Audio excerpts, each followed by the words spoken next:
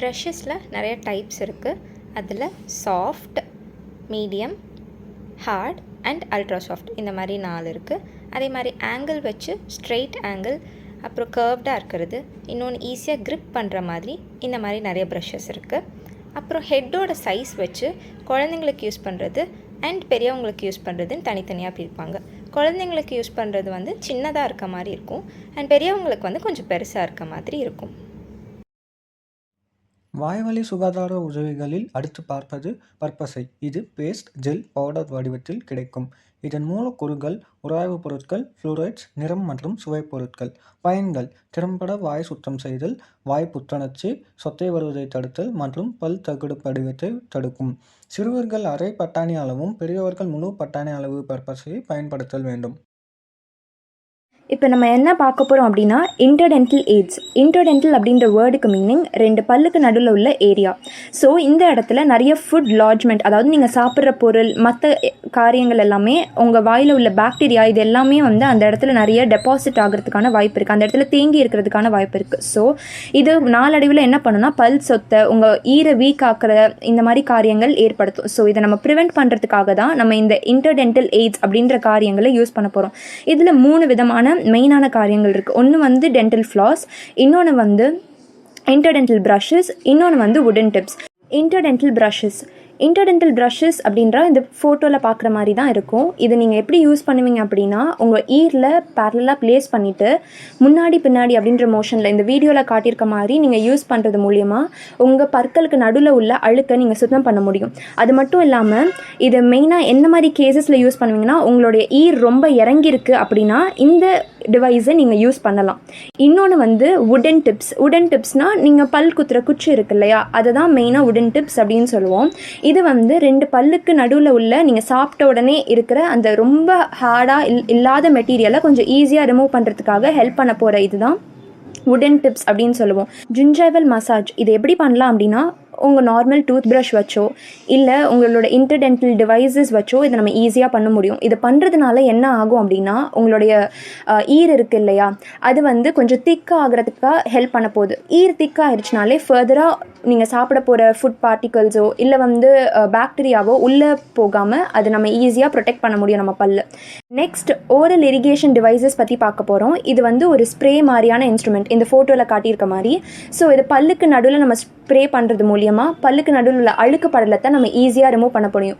மெயினாக என்ன மாதிரி கண்டிஷன்ஸில் யூஸ் பண்ணுவாங்க அப்படின்னா சப் ஜின்ஜைவல் பிளாக் அப்படின்னா உங்கள் ஈருக்கு அடியில் உள்ள அழுக்கு படலம், ஈருக்கு மேல் பகுதியில் ஒரு அழுக்கு படலம் இருக்கும், உள்ளே நுழைஞ்சிருக்க அழுக்கு படலம் இருக்கும். ஸோ அதை க்ளீன் பண்ணுறதுக்கு ஹெல்ப் பண்ண போகிற டிவைஸ் தான் உங்கள் ஓரல் இரிகேஷன் டிவைசஸ். ப்ரஷிங் அப்படின்றது பல்லோடைய முன் பக்கத்துலேயும் பின் பக்கத்துலேயும் உள்ள அழுக்கை சுத்தம் செய்ய தாங்க உதவும். அதுவே பல்லோட இடுக்கில் இருக்கிற அழுக்கை சுத்தம் செய்யணும்னா நம்ம ஃப்ளாசிங் அப்படின்ற டெக்னிக்கை யூஸ் பண்ணணும். இப்போ நம்ம ஃப்ளாசிங் எப்படி பண்ணுறதுன்னு பார்க்கலாம் வாங்க. இந்த மாதிரி பல்லோட இடுக்கில் முன்னும் பின்னுமா இந்த ஃப்ளாஸை அசைத்து வெளியே எடுக்கணும்.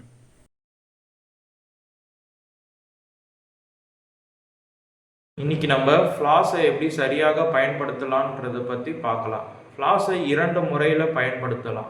Spool method, circle or loop method. சுருள் முறையில் நான் சுமார் 12 முதல் 18 அங்குல பல் இழையை எடுத்து ஒவ்வொரு முனையிலிருந்தும் சுமார் 4 அங்குலத்தை இரு கைகளின் நடுவிரலை சுற்றி சுற்றி கொள்கிறேன். மீதமுள்ள 3 விரல்களும் மடக்கப்பட்டு மூடப்படும். மேலும் 2 கைகளும் சிறிது விலகி நகர்த்தப்படுகின்றன. இந்த வழியில் சுமார் 1 முதல் 2 அங்குல பல் இழை இரு கைகளின் ஆள்காட்டி விரல்களுக்கு இடையில் இறுக்கமாக பிடிக்கப்படுகிறது.